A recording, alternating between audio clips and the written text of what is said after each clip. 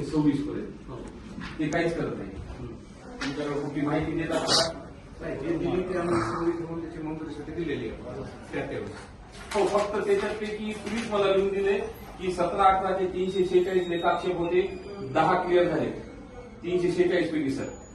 18-19 मध्ये 314 पैकी 15 क्लिअर झाले, 19-20 मध्ये 303 पैकी 15 क्लिअर झाले आणि 20-21 मध्ये 307 पैकी 9 क्लिअर झाले. म्हणजे 336, 299, 288, 298 इतके पेंडिंग आहे.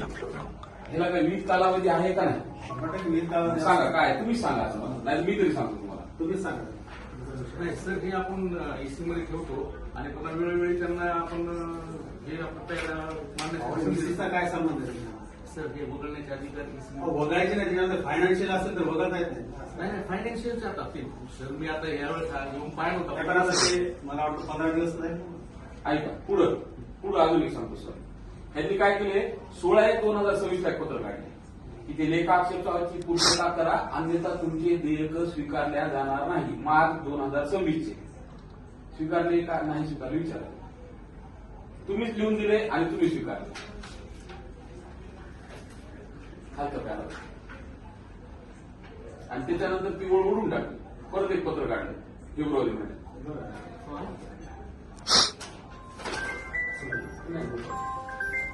आणि त्याच्यानंतर परत फेब्रुवारी फक्त तुम्ही पत्रच काढत राहणार आहेत त्यांना. आज त्यांची डी लावा सर मला बोलले, आज त्यांची डी लावा, सस्पेंड करा, नाही तर पगार थांबवा. काही ना काहीतरी आज ठोस कारवाई केल्याशिवाय मी इथून उठणार नाही. आणि पोलीस स्टेशनला मी स्वतःच फोन केलेला आहे. त्याच्यामुळे काय नाही, आज होळी आहे, आज अधिकृतपणे आम्ही बोंब मारू आंदोलन करू शकतो, एवढं लक्षात ठेवा. आणि माझं भांडण ना कदम सरांशी आहे ना वेलीकर सरांशी. तुम्ही ज्या पदावर ज्या खुर्चीवर बसलात मी त्या खुर्चीला बोलतो. सांगा आता काय करता. आणि भयंकर एक उदाहरण वाचून दाखवतो तुम्हाला. म्हणजे हे मी नाही दिलेले, हे लेखा परीक्षण तुम्हीच केलेले तुमच्या लोकल बॉडीनं. बीज प्रक्रिया केंद्र परभणी बियाणे प्रक्रिया नोंद वहीवरील पेन्सिलने नोंद घेणे, बियाणे पास नापास नोंद न घेणे, तसेच प्राप्त तूर बियाण्याची जमा नोंद न घेता परस्पर विल्हेवाट लावून अपार केल्याबाबत. हे अपार म्हणजे मी दिलंय का, आम्ही आरोप करतोय का, हे एक सांगितले तुम्हाला, फक्त एक शोधून काढले.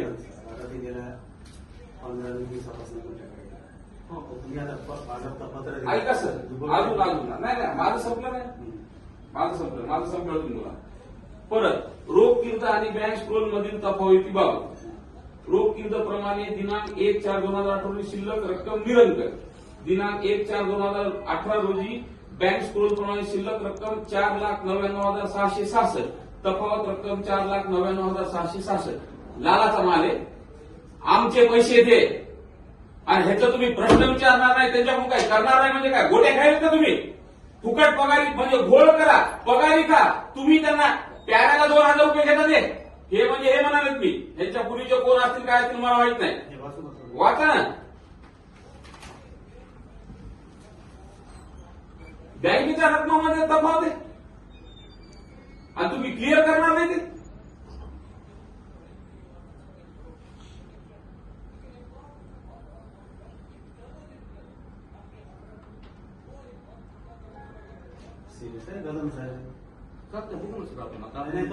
बघू नाही, आज कारवाई करा, आज सगळ्यांवर डी लावा, त्यांच्या नाही तर सस्पेंड करा, त्यांच्या पगारी थांबा. तुमच्याकडे आहे का? आणि साहेब तुम्ही गुन्हेगारीवर काय तर, कारण की तुम्ही हे मी तुम्हाला निदर्शन आणून देऊन सुद्धा तुम्ही कारवाई करत नाहीये. माझा विषय नाही. मग तुम्ही पत्र द्या, माझा विषय नाही, माझ्या कॅबिनच्या बाहेर तुम्ही बसायत नाही. मग ज्याचा विषय येतो त्याच्या कॅबिनच्या बाहेर केलं. Yes sir. मी तुम्हाला फक्त कशामुळे तुमचं लाईन नाही जातो, हा विषय माझा नाही, हा विषय यांचा आहे. आता मी तुम्हाला मी इथून नाही बसत, मी खाली बसतो. मी तुम्हाला पत्र देतो लेखी, हा विषय माझा. फक्त मी तुम्हाला मदत याच्यामुळे करत आहे की तुम्ही आता माझ्याकडे अप्रोच झाला, मी ह्यांना तुमच्या दोघांमध्ये भेटेल. अहो साहेब, ते काही नाही करत. हा विषय तुमचा नाही, हा मान्य बरोबर आहे. हे काही करत नाही. मग मी कुठे जाऊ? कुलगुरू, कारण त्यांचे डायरेक्ट नाही, कुलसचिव प्रशासकीय गोष्ट तुमच्याकडे येते. माझ्या अभ्यासाप्रमाणे चौकशी यांनी पाठवून द्या माझ्याकडे, मी करतो. आज 4 पाठवा आणि आज सही करा, पाठवून द्या माझ्याकडे. कुलगुरूकडे पाठवा, कुलगुरू माझ्याकडे येऊन एका दिवसात तुमच्या नाही. वेळ काढूपणा करू नका बरं का. त्यांचाच विषय त्यांनी पाठवायचं. त्यांचे आज काय तुम्ही ठोस काय काय काय कारवाई करणार मग ते सांगा. आम्ही जे ऑडिट पॅरा आहेत हम्म. त्याच्यामध्ये जेवढे आता निदर्शनास येतील त्या सगळ्यांना आम्ही विभागीय चौकशीसाठी आम्ही प्रस्तावित करू. पाठवा करू हो. ऐका ना. आतापर्यंत ऑडिट पॅरे का नाही केले आपल्याला ऐका सबमिट अजून ह्याच्या पलीकडे गोष्ट काही लोक रिटायर झालेले घोळ करून आणि 3 वर्षाच्या आतच त्यांच्यावर जर काही कंप्लेंट असेल वेतन बंद करता पेन्शन. पेन्शन आहोत एक रिटायर झाले तुम्ही इथून रिटायर झाले समजा बरोबर आहे तुमच्या जागेवर हे आलेले आहेत. ते तुमचा चार्ज ह्यांना द्यायचा असतो ना या प्याऱ्यामध्ये मी वाचलेले की तुम्ही ह्यांना चार्ज दिला नाही आणि मग चार्ज दिला नाही तर मग तुमची पेन्शन कसं काय मान्य झाली. बरोबर पेन्शन करताच येत नाही मुली. सगळे विषय तुमच्याकडेच येतात ते फायनान्सचा विषय तुमचा आहे त्याच्यामुळे काय करा कदम साहेब जबाबदारीनं थोडंसं याच्यामध्ये बघा. चालतंय. कसं माहितीये का हे विषय त्यांनी काढणार ते ठीक आहे होते पण ते तुमचीच जबाबदारी आहे चालतंय ना. अहो बाहेरच्या माणसाला येऊन तुम्हाला सांगावं लागते बाहेरच्या माणसाला चुकीचं आहे ना. हा? आणि 2018 पासून 26 पर्यंत नुसते पत्र द्यायला तुम्ही त्यांना म्हणजे आता ठीक आहे आता तुमचं झालं असतं तर बंद करा नाही नाही बंद नाही होणार काहीच बंद विषय होणार असा आहे की हे विषय सिरियस आहे तुम्हाला रुटीन मधले विषय आहेत हो. 19-18 पासूनचे विषय ते सांगा त्याच्यात तुम्हाला 15 दिवसापासून ते सांगत आहे पोस्टमन विषय जे विभाग आहे. अरे नसते होत ते कंट्रोलर राहत आता माझ्या डेप्टी रजिस्टरनं समजा रजिस्टर आहे का मी असं म्हणू शकत नाही 2 महिन्यापासून इलेक्शनचे फायनान्स चालू आहे. बोलून घ्या त्यांना हो, बोलून घ्या. तुम्ही तुला सांगा त्यांना रिव्ह्यू हो, सर करा ऐका ना सर ऐका ना इलेक्शन हे वर्षभर आपण पकडू बस मान्य मला तुम्हाला तुमच्या घरी लग्न होतं तुम्हाला वैयक्तिक काम होते हे सगळं मला मान्य आहे. तुम्ही हे पत्र त्यांना 2018 पासून देताय साहेब त्याचं उत्तर मला द्या की त्यांनी एकाही पत्राला तुमच्या रिप्लाय का दिला नाही मग तुम्ही त्यांच्यावर फक्त पत्र देणं इतकंच असतं का.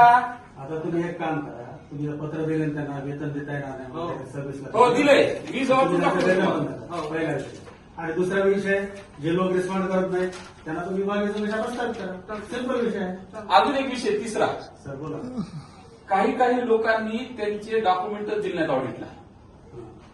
तुम्ही स्वतः जा कंट्रोल घ्या त्या कपाटाचे कुलप तोडा आणि डॉक्युमेंट घेऊन ऑडिट करा.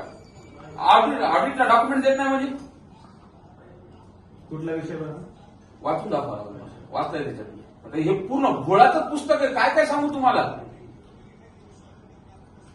आणि त्याने विशेष म्हणजे तुम्हाला रेडी ही जी माहिती तुम्हीच पाठवलेली माहिती हे तुम्हीच पाठवलेली आहे ना वाटतं ना बरं? नाही नाही लेखाक्षेप आपले हे त्यांचं आहे, स्थानिक लेखा. हो ना ते काम तुमचं आहे हो ना ना. आपण यावेळेस आपण 2 चौथी मागणी हे तुमची कोणती तरी एक समिती आहे कोणती लेखा आक्षेप एक मिनिट मी तुला सांगतो लेखा आक्षेप हे क्लिअर करण्याची कोणती समिती आहे तुमची कार्यकारी परिषद बरोबर आहे ते कार्यकारी परिषदेचा काय संबंध आहे.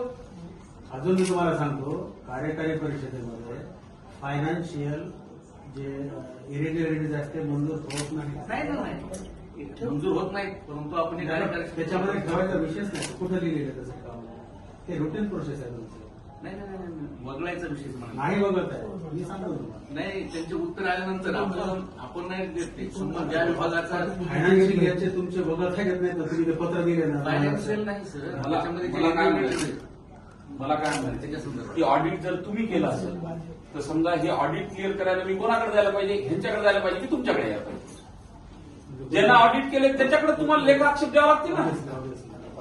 म्हणजे ही जी पळवाट आहे दुसरी ही लोक समिती बोगस समिती तुमची ती त्यांचा आणि ह्याचा काही संबंध येत नाही ना. तुम्हाला लेखाक्षेप कम्प्लीट करून हे काय त्यांचं ते किरण कोले त्यांच्या ऑफिसला द्यावं लागतं. त्यांच्याकडून झालेले असते मग त्याने कारण ते जर तुम्हाला कारण केलं ते हो ना मग त्यांनी आता तुम्ही पहिलं काय करा आता आर्ग्युमेंट न करण्यापेक्षा तुम्ही सरळ वेतन बंद करा आणि बाकीचे तुम्ही बघायचं प्रस्तावित करा. जर त्यांनी समजा ते आक्षेप निघाले पैसे भरले सुटले नाही मग मान्यता घ्या तुम्ही. पैसे भरून विषय संपणार नाहीये. विभागाचं ती जी चोट्टेपणा त्यांनी जो केलाय त्याच्यावर काहीतरी शासन व्हायला उद्या कोणी गोळ करेल मी पैसे भरीन जमतच नाही हे काय जमल. अनियमितच आहे तुम्ही कुठं करा आणि हे बघा सर 17-18 पासून हे जे आहे ना हे जे पेंडिंग ठेवलेले का हे काही नाही पत्र दिलं की ते संबंधित येते त्याच्यावर प्रेशर करायचं ते काहीतरी पैसे देते तुम्हाला आणून विषय संपला ते परत पेंडिंग परत कोणतरी आलं ओरडलं की लगेच पत्र काढायचं परत पैसे देणार परत विषय संपला. तुम्ही एक काम करा. आणि ह्याच्यातले जे रिटायर झालेले लोक आहेत त्यांच्यावर काय करणार तुम्ही मला सांगा. वेतन- 3 वर्षाच्या नंतर तुम्हाला काही करता येत नाही त्याच्यात 3 वर्ष माझ्या माहितीप्रमाणे की 3 वर्षापर्यंत. समजा तुम्ही रिटायर झाले 3 वर्षाच्या आतच तुमच्यावर काय मला तक्रार करायची ते मी करू शकतो, त्याच्यानंतर नाही करू शकत. त्यावेळेस जे कोणी कंट्रोलर असतील त्यांची ती जिम्मेदारी आहे. ती असतील आता तर ठीक आहे. अरे पण आता त्याच्यात कंट्रोलर तर आहे.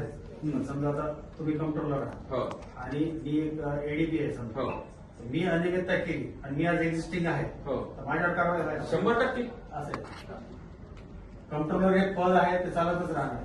पण ज्या पर्सन अनियमितता केली त्याच्या वेतनातून पेन्शन मधून वसुली करायची. करू आपण प्रश्न. ते करा तुम्ही किती दिवसात करता.